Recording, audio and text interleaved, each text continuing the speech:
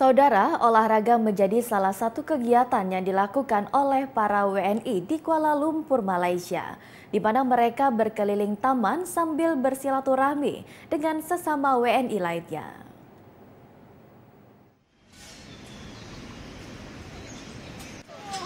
Hari libur dapat dijadikan momen bagi warga negara Indonesia yang menetap di Kuala Lumpur, Malaysia untuk berolahraga.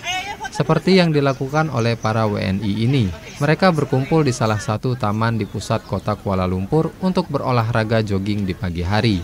Selain menyehatkan badan, kegiatan ini juga menjadi ajang silaturahmi antar sesama WNI lainnya.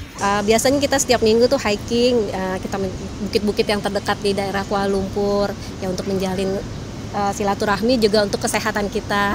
Biasanya emang setiap hari Sabtu kita hiking, tapi saya sendiri juga biasa di sini di KLCC Park itu juga kadang-kadang untuk sekedar olahraga, jogging gitu dengan suami. Ya sering ketemu lah dengan orang-orang Indonesia juga di sini jogging karena banyak juga ya WNI di sini.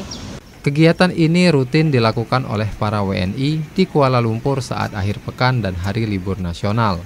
Arwi Murrahman, TVRI Sumsel melaporkan.